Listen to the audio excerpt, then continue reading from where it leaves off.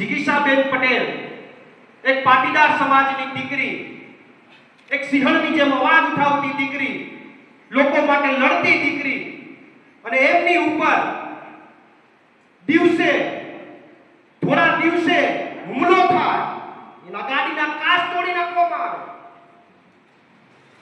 તો એ law and order ક્યાં છે? કાયદો અને વ્યવસ્થા ક્યાં છે?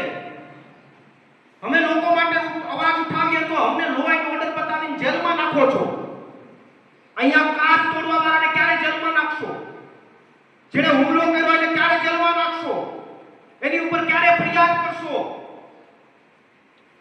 અને જે રાજ્યની અંદર તમે સલામતીની વાતો કરો છો કે આ રાજ્ય સુરક્ષિત છે, અહીંયા રાજ્યની મહિલા સુરક્ષિત છે, અરે થોડા દિવસે મહિલાઓ ઉપર આ રીતે હુમલો થતો હોય તો હું તો એમ કહું કે લો એન્ડ ઓર્ડર ક્યાં ગયું?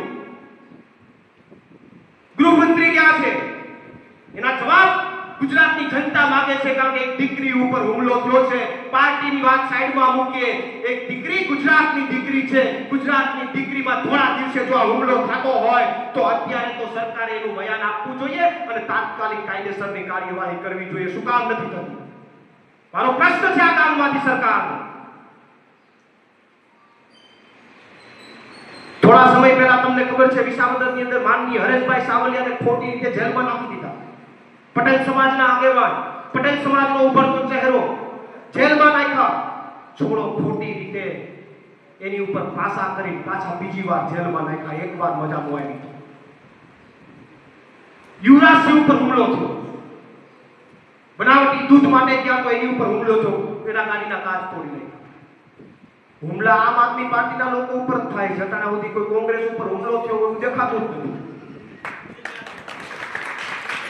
છેલ્લા 5 વર્ષમાં સાંભળ્યું કે કોંગ્રેસ વાળા ઉપર હુમલો થયો?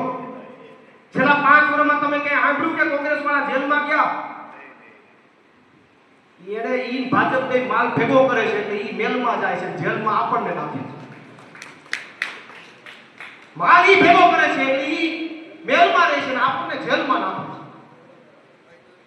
તો મારો ગુજરાત ની જે પણ વ્યવસ્થા છે, લો એન્ડ ઓર્ડર ઉપર પ્રશ્નાર્થ છે મારો, કે થોડા દિવસે એક મહિલા ઉપર, એક દીકરી ઉપર, આ ગુજરાત પાર્ટી છોડીએ, પહેલા તો એ ગુજરાતની દીકરી છે, પટેલ સમાજની દીકરી છે,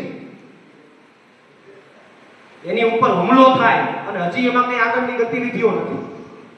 તો આ તમામ મુદ્દે આવનારા દિવસોમાં સાહેબ જવાબ આપવો પડશે. જો ભૂલી જઈશું તો એનો કોઈ મતલબ નથી.